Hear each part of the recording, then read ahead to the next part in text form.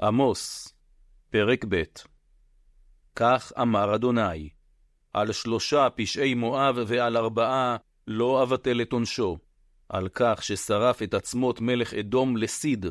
לכן אשלח אש במואב, והיא תאכל את מבצרי קריות.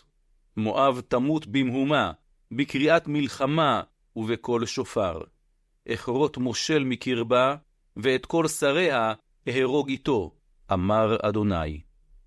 כך אמר אדוני, על 3 פשעי יהודה ועל 4 לא אבטל את עונשם, על כך שדחו את תורת אדוני, ואת חוקיו לא שמרו, והטעו אותם אלילי השקר, שהלכו אחריהם אבותם. לכן אשלח אש ביהודה, והיא תאכל את מבצרי ירושלים.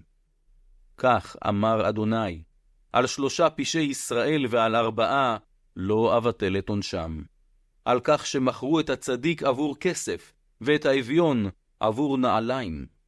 הם רומסים את ראש העניים עד עפר הארץ, ומטים את דרך הענבים. איש ואביו הולכים לאותה נערה, כדי לחלל את שמי הקדוש. הם שוכבים ליד כל מזבח, על בגדים שנלקחו בערבון. הם שותים בבית אלוהיהם יין שנלקח ככנס.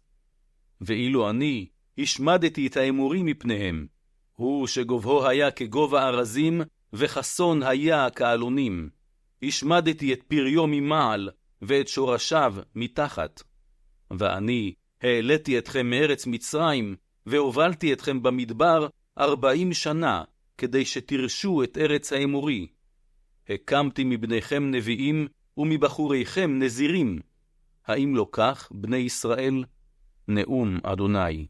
ואילו אתם השקתם את הנזירים יין, ועל הנביאים ציוויתם ואמרתם, אל תנבאו. ולכן, הנה אני אמחץ אתכם, כמו שמוחצת עגלה העמוסה בתבואה. קל הרגליים לא יוכל לברוח. החזק ירפא את כוחו, והגיבור לא ימלט את נפשו. האוחז בקשת לא יעמוד יציב. קל הרגליים לא ימלט, ורוכב הסוס לא ימלט עצמו. הנועז שבגיבורים ינוס ביום ההוא עירום, נאום אדוני.